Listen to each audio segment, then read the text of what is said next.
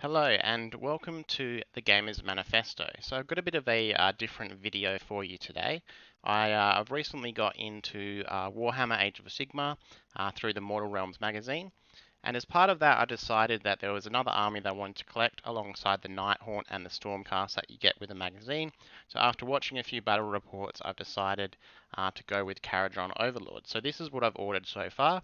Along with this, I'll get Thundrik, and that will give me an even 1,000 points, so I can really give the faction a good go before I decide to dive in all the way. However, while I've been waiting for this order, living vicariously through battle reports, I decided to work on something on the other monitor.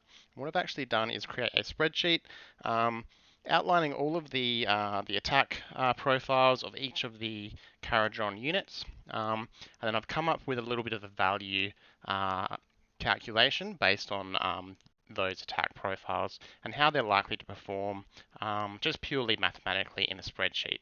Of course, Age of Sigmar is much more won through movement, through deployment. However, this is just to give a good idea at how I might like to build these units as I collect them, which units I might like to put more emphasis on collecting sooner, and things like that. So what I'm really looking for is some input from experienced Kharadron Overlord players if they think this is, has any value, if this is accurate at all, or if the way these perform in a battle cannot be broken down to a spreadsheet as I've done here. So if we start with the Ironclad, first of all, one of the big decisions you need to make is which large weapon are you going to put on that. And I think at a quick glance, the Sky Cannon is a very attractive option. You've got the option of the shell and the shrapnel. I think if you're inside of 24 inches, it's pretty clear that there's no situation where you would want to use the shell when you have the option of the shrapnel. And that's just based on the single attack roll versus the A6. Hitting a single attack roll is really hoping to high roll, whereas hitting the 6 is going to normalize that quite a bit. So let's kind of start talking through these.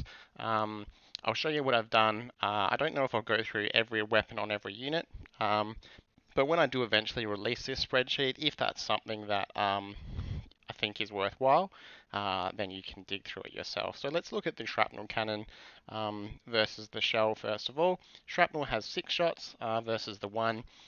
They both have a 3. They both hit on a 3, which means there's a 67% chance that those hits will go through. The shell wounds on a 2, meaning it has a higher chance to wound. Higher rend, and it's going to do 6 damage. So if you look at this average damage column here, I've calculated this as the average attacks. So this is multiplying the attacks by the hits, by the wounds, by the damage. So on average, the shrapnel shell is going to do 5.3 wounds of damage before any saves, and the shell is going to do 3.3.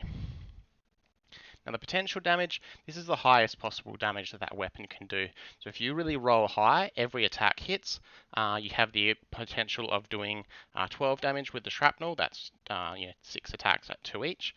And the high roll, if the shell hits, is going to be 6. So if the shell hits, it's always going to be 6. But this is just showing not accounting for any averages of dice rolls. Now what's actually useful to look at more so is what I've called normalized damage. So there is of course a chance that all of your attacks will miss, or some attacks will go through, but all of your wounds will miss. So to normalize that, we've got an average of the average, the potential damage, and 0. So added these two together and divided that by 3. As we move into these next kind of columns over here, we've got some kind of calculations based on saves. This is just to make it a little bit easier for what I'm doing over here. And in this kind of column over here, we've got the total damage that you can expect that unit to do. So if you're using a shrapnel shell, which I've kind of identified as the most likely weapon in this column here, along with the torpedoes and the carbines. So you always have the option of those. So if you're within 12 inch, you're going to fire your carbines. You're always going to fire your torpedo when you fire your shrapnel shell. It's just about deciding how you want to distribute those things. So if you've got a unit with 5 wounds left, you really want to make sure you kill it, it might be worth putting the torpedoes and the shrapnel into it, but your carbines can quite safely go somewhere else, as long as you're rolling average, of course. So the total damage that the Ironclad is going to do versus a unit with a 4-up save is 14.2. That's if you put shrapnel shell, torpedoes, and carbines all into that unit, you can do 14 wounds.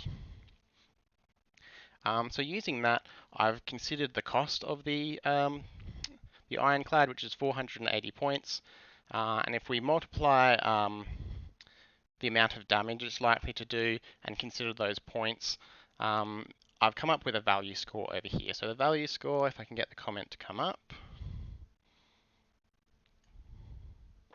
Oh, it's going to go over there. So the value that I've come up with is the average damage per point. So here I've divided the amount of damage it's done in this column by how much that costs versus various save values. And then I've multiplied that by 100 to make this a little bit of an easier number to digest. And then I've added to that the wounds divided by the save of that unit. So in the case of the Ironclad, it has 18 wounds and saves on a 3, so we've added 12 to that value. So the Ironclad is quite high value. It's going to pull its weight, basically, is what this column over here is showing. So you can see some of the stats there of the frigate and the gun hauler.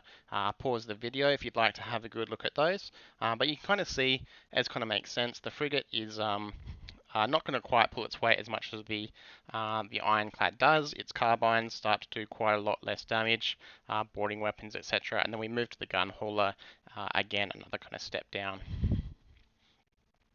Now, if we move down to these kind of units here, this is where you're really starting to talk about, the bulk of your army. They're either going to be on side on those sky vessels, or they're going to be on the ground capturing those objectives for you. So we'll kind of work backwards with these. You can actually see the value of Thunderers versus Arkanauts.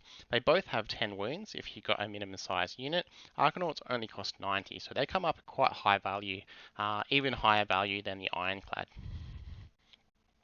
And this is very useful once we come over here and we start to think about how to equip our Arkanauts. And Arkanauts are a nice easy one. You're basically going to give them all of the special weapons. So they all come with a privateer pistol, and you can see that that is quite easily outclassed by the volley gun, the skyhook, and volley pistol for your sergeant, essentially.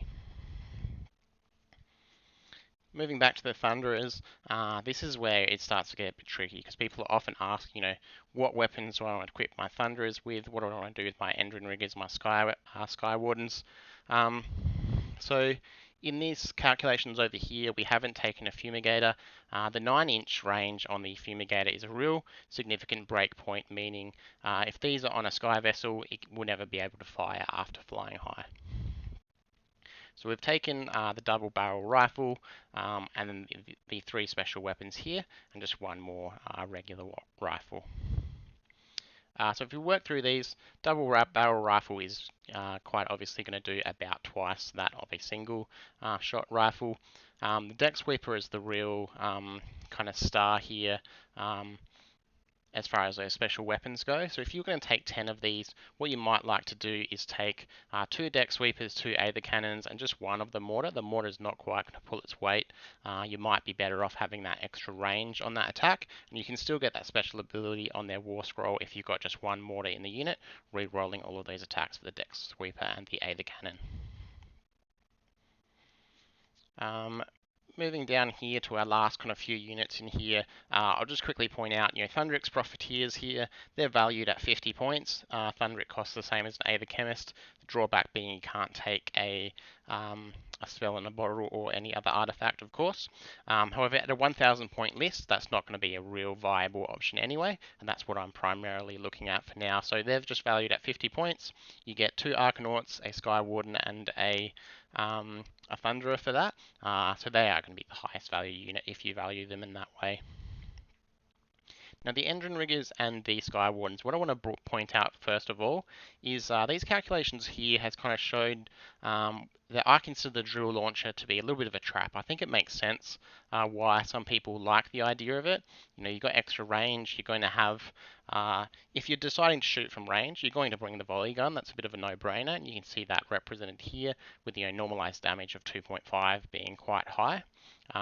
The drill launcher, however, doesn't pull the same amount of weight as just sticking with a rivet gun or going with, the grapnel launcher or the skyhook. So what I've calculated for the damage here is that it's going to do D3 damage, and it does 3 on a 6. That's already included in this 2.5.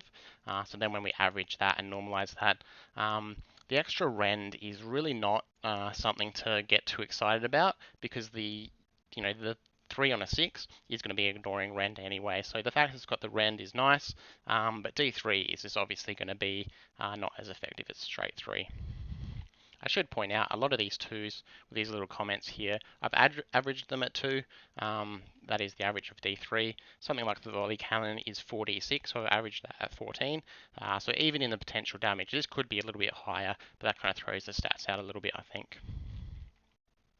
So when you're talking about your Endrin Riggers and your Sky Wardens, the optimal way, in my opinion, for shooting really is to give them a volley gun and then choose the grapple launcher or the skyhook. In case they do go into combat, they'll have that little bonus of the extra charge or preventing their enemies from retreating. You're always going to keep the default weapons on your Custodian or your Mizzen Master because they're going to get the extra attack there, and that is calculated in here as well.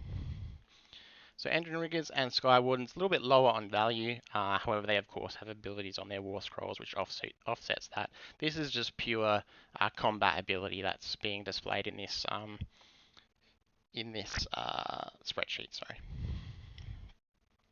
So moving over to our Heroes tab. Let me just zoom in there for you.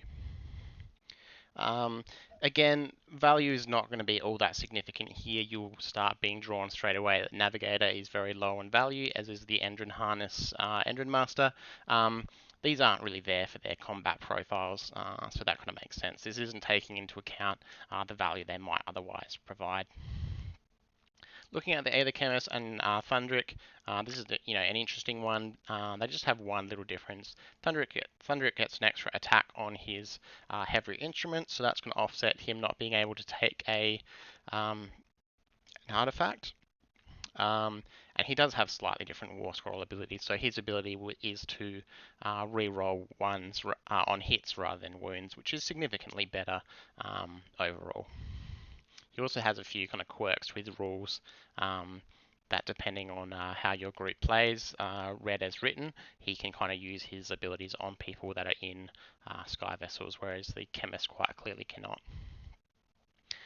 So their Anatomizer, 3d6 averaged out to 10.5, sorry, giving them an average damage of 2.6, normalized at 4.4. So getting 4 wounds out of a 9-inch range attack, really quite valuable from these guys.